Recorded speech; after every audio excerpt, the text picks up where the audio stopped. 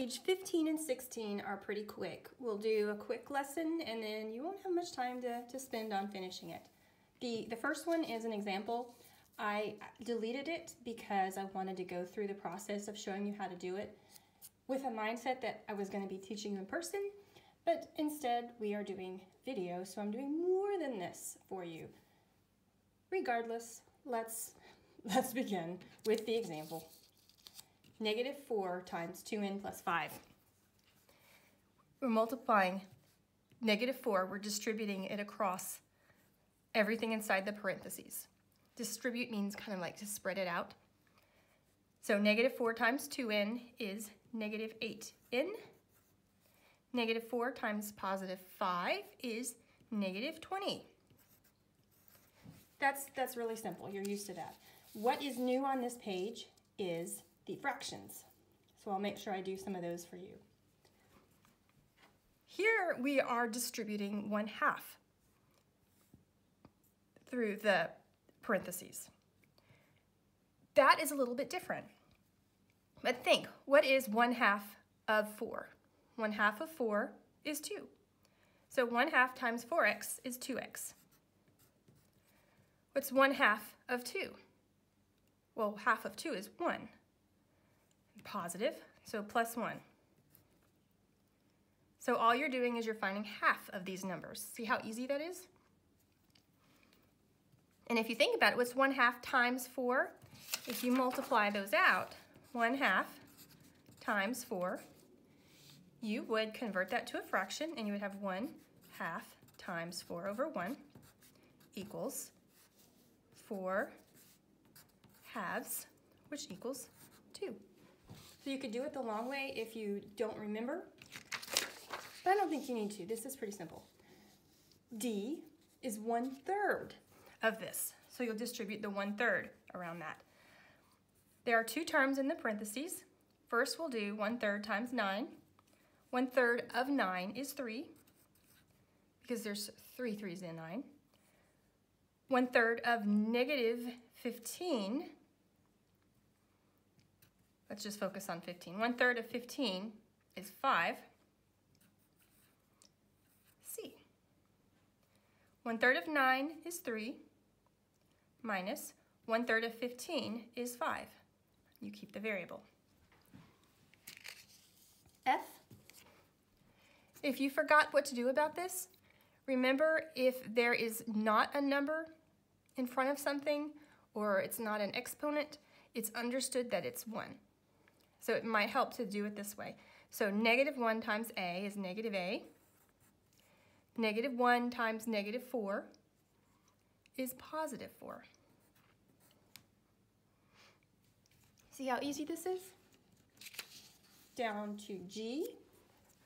1/2 of 4 is 2.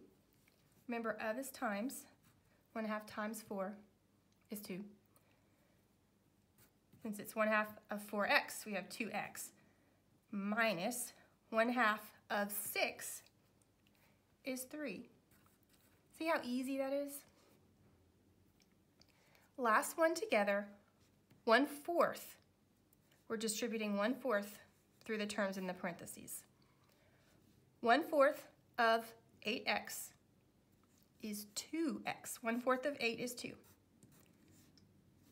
Plus 1/4 of 12 is 3. We got a few more. We'll go on to the next page. It's pretty much more of the same, a little bit additional stuff. Some of these terms, some of these expressions, don't have distribution. So be careful about that.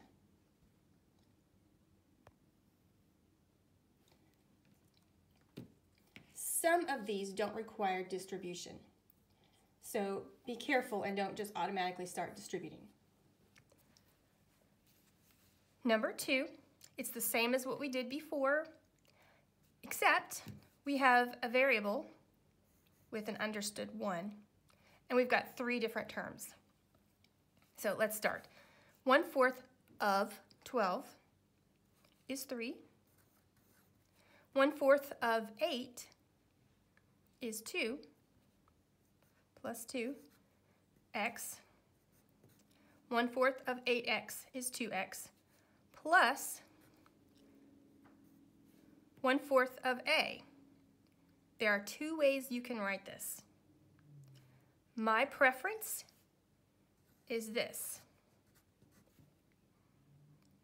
You can also write it like this. That's how we like to write it when we're doing the slope in slope-intercept form. But for my purposes, I prefer to write it like this.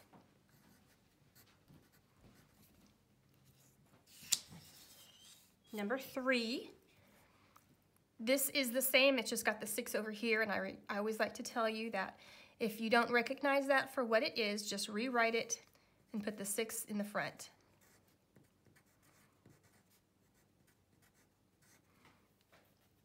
I don't need to solve this for you. You can go ahead and finish number 3, either right now or after the video lesson.